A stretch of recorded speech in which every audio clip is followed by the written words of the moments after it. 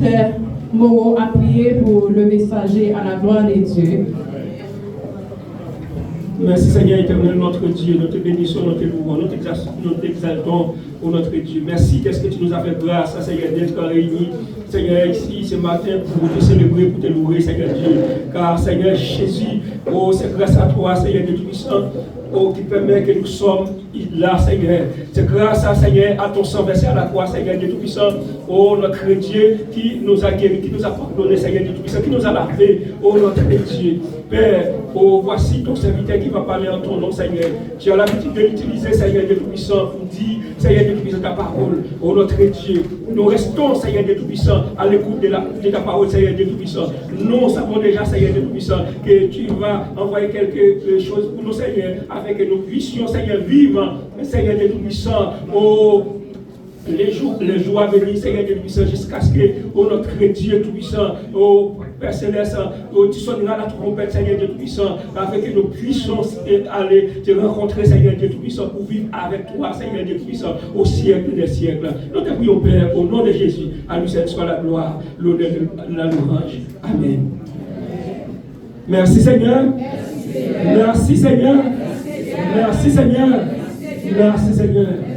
Donc, une fois encore, je vous salue dans le nom précieux de notre Seigneur Jésus-Christ. Amen. Amen. Gloire à Dieu. Gloire à Dieu. Merci Seigneur.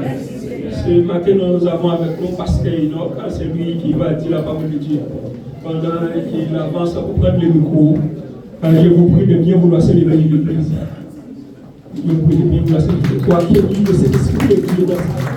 Amen, amen, amen, amen. Amen, amen, amen. Amen.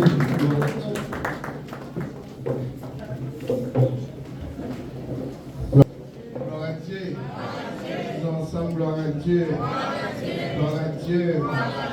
Merci Seigneur. Merci Seigneur. Seigneur. À la au grand Seigneur. À la au grand Seigneur.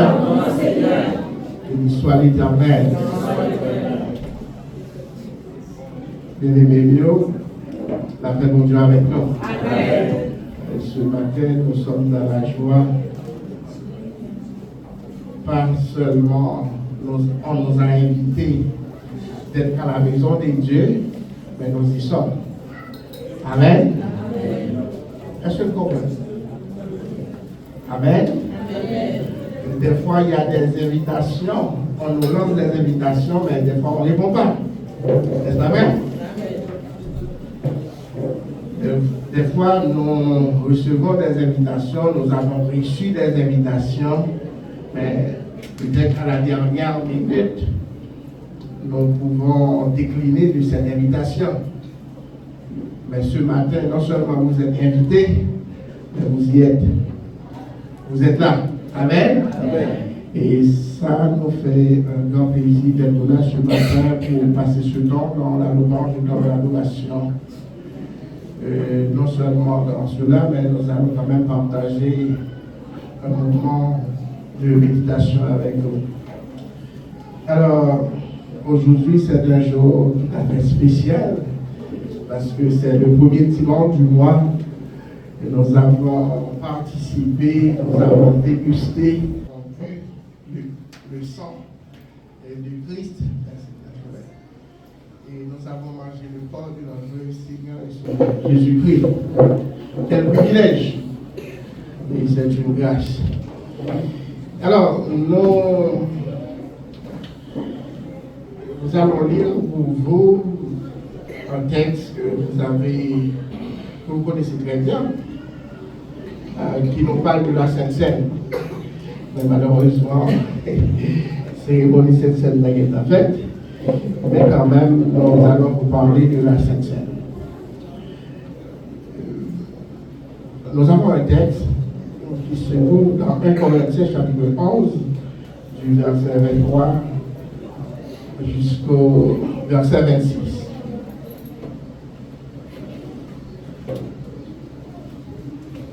« 1 Corinthiens chapitre 11, verset 23 jusqu'au verset 26.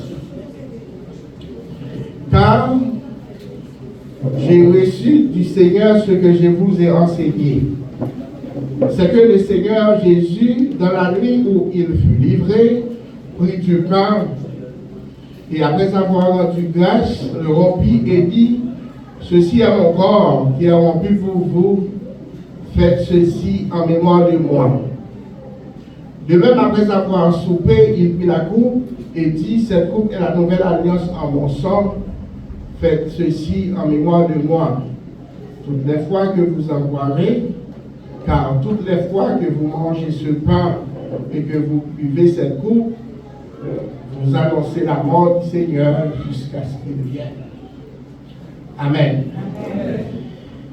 Alors ce matin, nous avons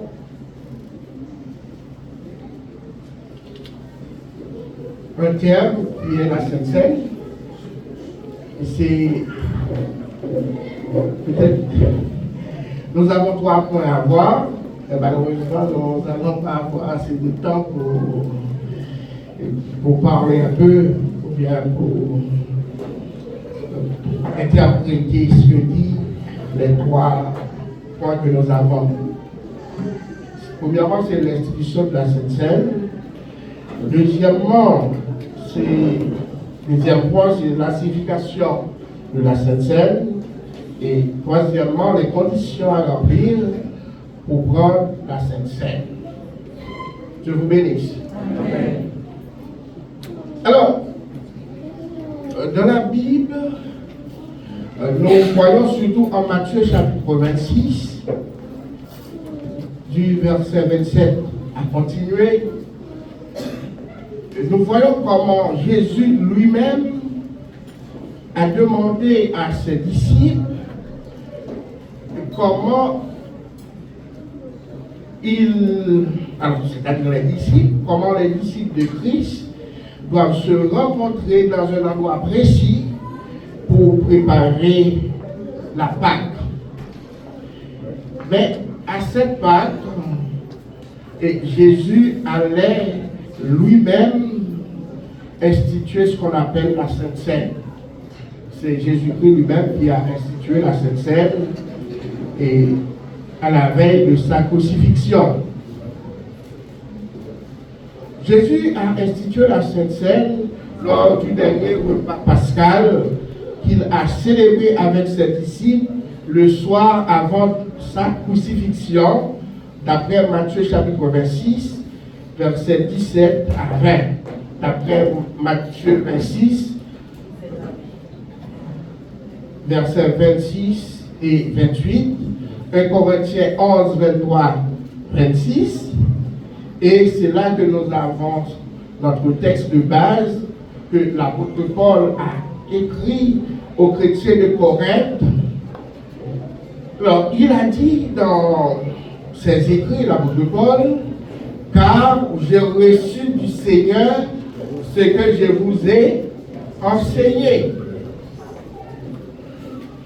C'est-à-dire, l'apôtre Paul écrivait aux chrétiens de Corinthe, et bien, c'est comme un rappel qu'il a fait à ces chrétiens-là pour leur dire que ce qu'il enseigne, il ne l'a pas reçu de lui-même, mais il l'a reçu de qui?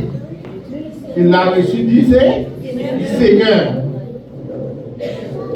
Alors, il a dit que, parce que ce qu'on a trouvé dans Matthieu chapitre 26, verset 23, verset 26, Matthieu 26, 17 à 20, c'est presque les mêmes paroles qu'interprète l'apôtre Paul.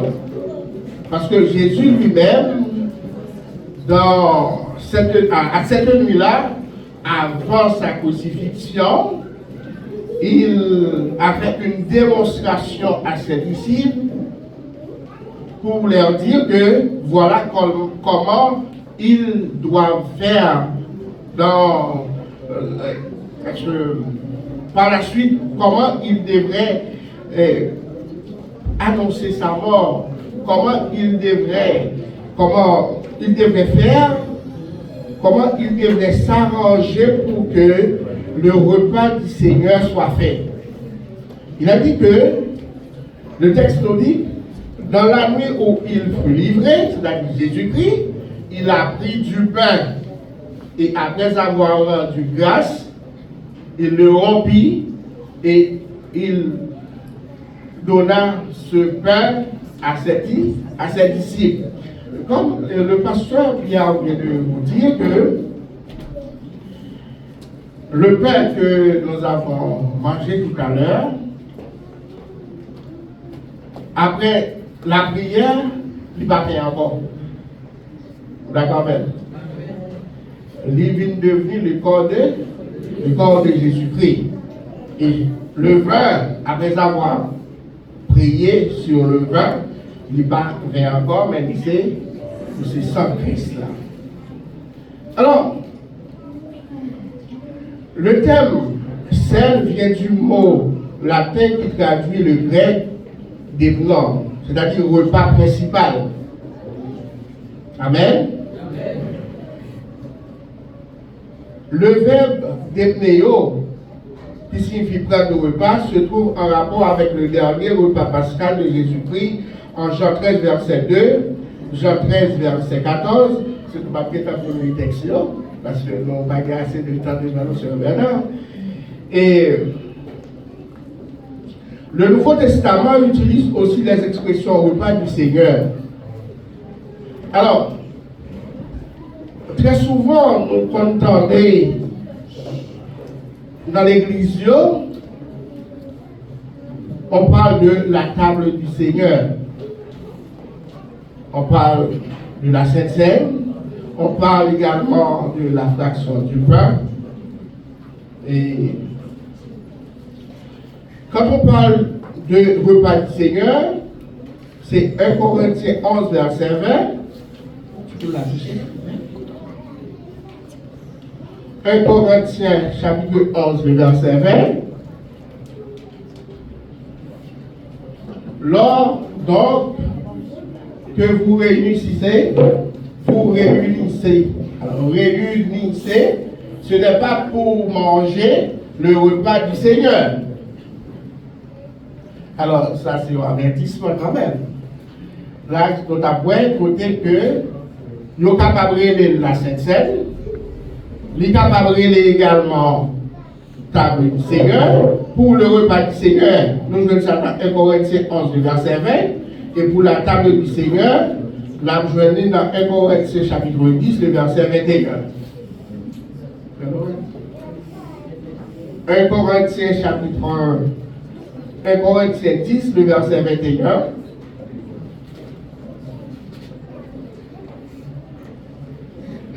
Vous ne pouvez boire la coupe du Seigneur et la coupe des démons.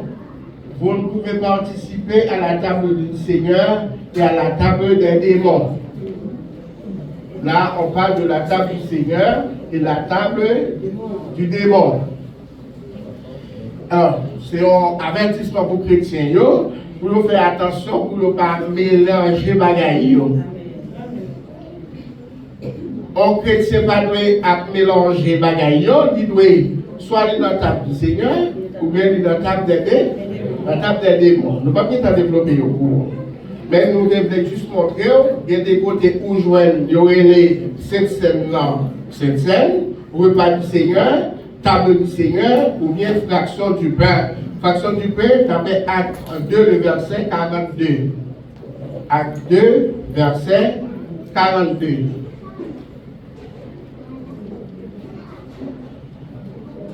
Pas oublier, nous avons dit au début, l'institution Sainte Seine, c'était un être cher qui était institué, qui était mis en place là. C'était qui est-ce? Nous va songer? Hein? Jésus-Christ. C'est lui-même qui était institué là, cette scène-là. Il persévérait dans l'enseignement des apôtres, dans la communion fraternelle, dans la fraction du pain et dans la prière. Si nous vivons côté, nous entendons parler de la Sainte Seine, nous entendons dire de la table du Seigneur, ou bien la fraction du pain, repas du Seigneur, ça veut dire même bagaille. Ça fait bonjour avec.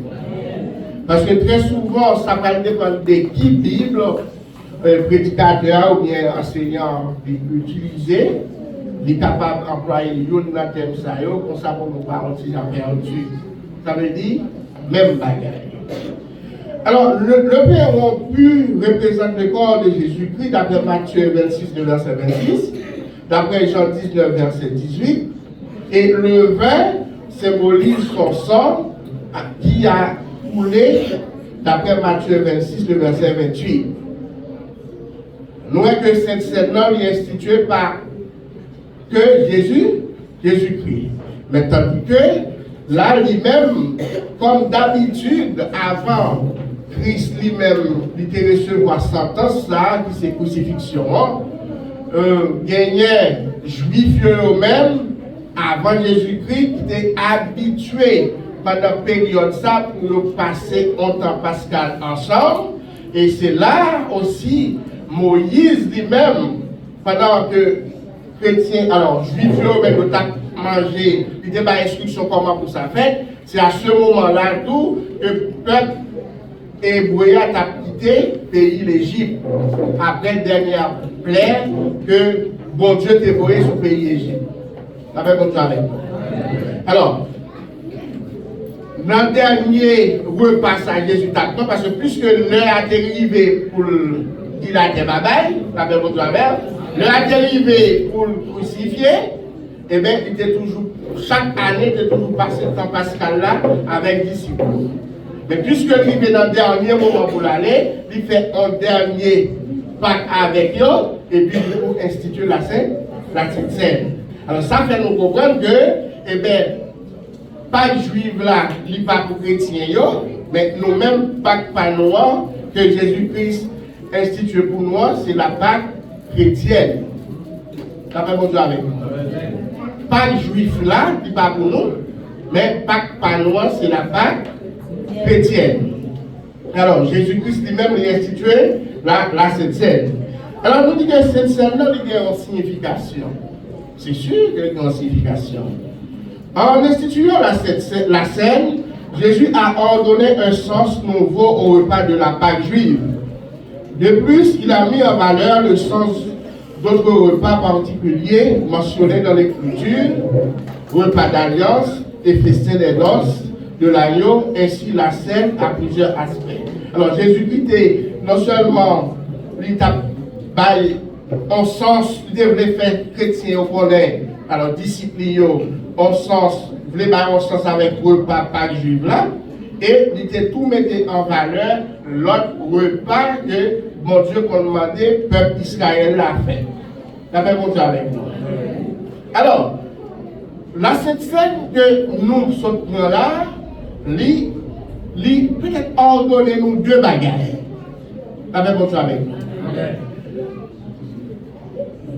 Apôtre Paul, il écrit pour dire, j'ai reçu du Seigneur ce que je vous ai enseigné.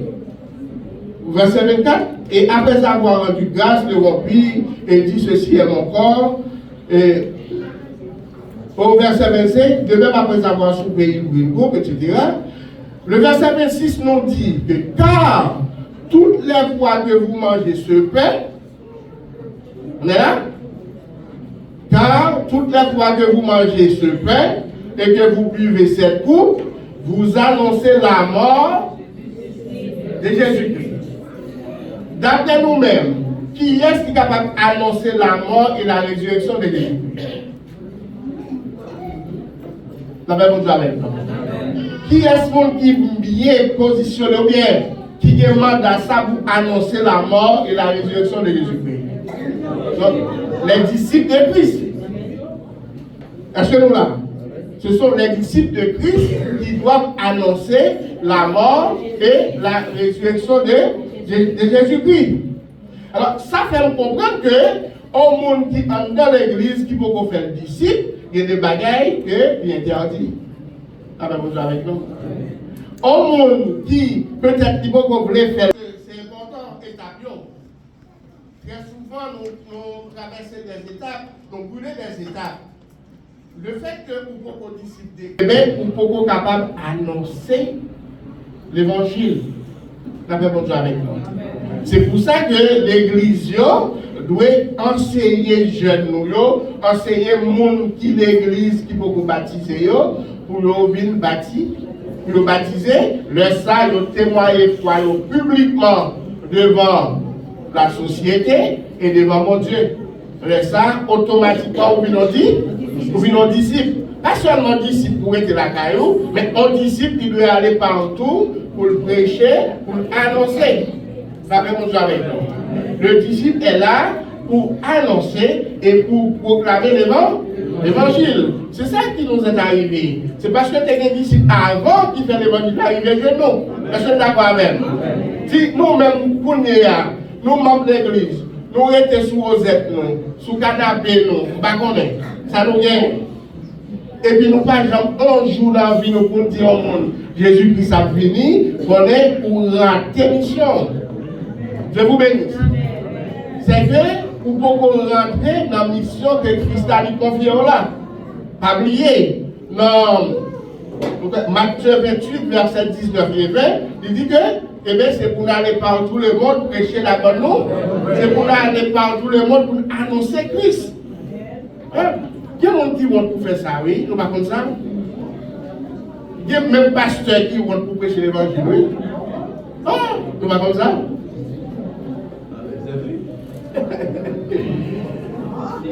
La même chose avec nous.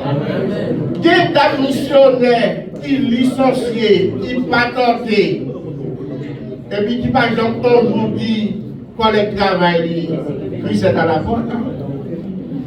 Hein? Il y a des évangélistes qui vont un jour aller dehors pour annoncer l'évangile. Très souvent, le propre prétexte ne pas parler français. La même chose. Non. On a pris sous thème, c'est la Sainte Seine. Alors, cette scène-là, il y a une signification. Et lorsque signification est il faut toujours rappeler, non seulement pour rappeler, ou mettre en. Parce que tout à l'heure, le pasteur Pierre te prend un mot là qui fort, c'est commémoration. C'est un bagage que vous renouveler en période, chaque période de temps. Peut-être qu'il y a des gens qui fait chaque année. Mais la Bible nous dit que chaque fois nous réunis, nous devons commémorer la mort et la résurrection de Jésus. Il y a de l'église qui va se faire chaque semaine. C'est pas mauvais. Ça fait mon travail. Il n'y a pas de du tout. Il y a qui va dire une fois par année. Mais la Bible dit que chaque fois nous réunis, nous devons commémorer la mort et la résurrection de Jésus-Christ.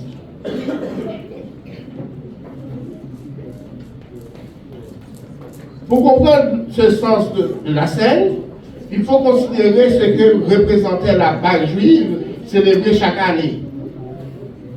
Les Juifs célébraient la Pâque chaque année. Parce que dans la période ça, ils n'ont pas qu'à quitter, la période ça passé, ils n'ont pas célébré la Pâque là. Mais bon, nous même temps, même chrétiens, nous sommes ces juifs, oui. Ça fait bon travail. Au moins nous faisons une fois par mois. Je vous bénisse. Même Bible n'a dit une fois par mois, non, mais chaque fois nous réunis. Hein? Le service m'a dit nous avons Sainte Seine aussi. Ça fait bon travail. Hein? Un téléphone. Mais ça t'empêche de nous réunir ensemble. Hein? Le service vendredi soir, nous avons Sainte Seine. Un téléphone. Alors, les Juifs eux-mêmes, ils célébraient la Pâque chaque année, mais nous les chrétiens, nous qui sommes disciples de Jésus-Christ, nous devons annoncer, nous devons commémorer chaque jour. Chaque jour. La même chose avec. Même la caille, ou bien la famille l'église pour passer ça la caille. La même chose avec. Hein? Vous d'accord avec? Ah, ma pasteur, pas passer ça la caille. Oui. Mais c'est important, mes bien-aimés. Alors, la proclamation de la mort de Christ, la scène n'est pas seulement une commémoration, pas seulement un bagage qu'on fait tout le temps, pas seulement un bagage qu'on fait chaque moment, chaque instant, chaque semaine, mais également une sorte de proclamation de la mort du Seigneur, d'après 1 Corinthiens chapitre 11, verset 26. Prendre la scène, c'est annoncer aux hommes le salut offert en Jésus-Christ. C'est déclarer que Jésus-Christ a accompli autrefois, est encore efficace pour tous ceux qui croient en lui aujourd'hui. Cette scène-là n'est pas seulement une sorte de commémoration, lui également une proclamation de la mort du Seigneur, d'après 1 Corinthiens 11, verset 26. Là, nous prenons la scène-là. C'est annoncer que nous annonçons avec le monde qui est autour de nous, avec le monde qui est dans l'environnement nous, pour nous annoncer le salut que Christ lui offrit. Pas seulement à nous-mêmes, mais à nous-mêmes tout. Ça fait bon Dieu avec nous. Mais ça fait me comprendre que un monde qui va prendre Sainte-Seine, qui est membre de l'église, qui est baptisé, qui ne va prendre la Sainte-Seine, eh bien, il ne va pas annoncer la mort de Jésus-Christ, il ne va pas proclamer la mort du Seigneur. Ça fait bon Dieu avec nous. Et lorsque vous-même vous annoncez la mort de Jésus-Christ, eh bien, nous montrez que qui ça Christ fait dans la vie nous, qui ça œuvre, qui ça fait dans nous, que nous montrer que sans ça, il est efficace pour tout le monde qui croit dans l'aujourd'hui. Ça fait bon Dieu avec nous. Il y a des gens qui pensent que c'était seulement pour les disciples qui étaient avec Jésus, Christ est mort. Il est mort pour nous. Ça fait bon Dieu avec nous. Christ, il est mort pour vous, il est mort pour moi, il est mort pour tout qui l'a maté. Peut-être qu'il y a des empêchements qui empêchent de participer dans cette scène. Eh bien, ça qui dépasse, nous on a soumettre à le Seigneur. Ça fait mon Dieu avant. Nous comprenons que cette scène-là, d'après le texte, nous ne pouvons pas prendre n'importe comment. Est-ce que nous sommes d'accord avec nous? Gagner, ou doit être une dimension pour prendre. Mais si toutefois, condition pas réunir la caillou, et bien, la pote chaise qui loue pour nous, la pote by le Seigneur, la pote by l'église. Donc, on a tellement belle église. Avec mon Dieu avant. On a beaucoup parlé en dedans, qui est dans. Ils ont dit peuple pour discuter. Ils ont dit peuple pour livrer nos certains bagailles. Et bien, mes bien-aimés, bien important pour annoncer la mort et la résurrection de Jésus-Christ. Parce que pas des gens qui ne peuvent pas faire pour vous. Les gens qui ne peuvent pas faire pour Dieu, ne peuvent pas faire pour vous. Mais c'est à nous d'annoncer la mort. C'est à nous de proclamer la mort et la résurrection de Jésus-Christ.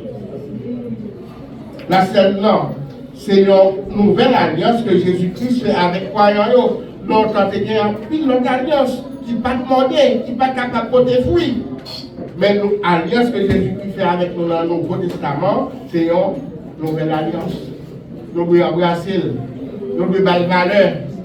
Pas seulement valeur le dimanche, pas seulement valeur le premier dimanche. Parce que depuis la semaine, le premier dimanche pour arriver, il sait passer le Saint-Esprit. Ça fait mon Dieu avant. Il ne passe pas l'effort, il ne passe pas les réponses. Parce qu'il est préparé et comme quand il consacré pour le premier dimanche. Je vous bénisse. Même quand il vous a fait des autres dans le cas, on va faire tirer les oreilles. Mais des fois, le dimanche passé, on l'a même. C'est ça.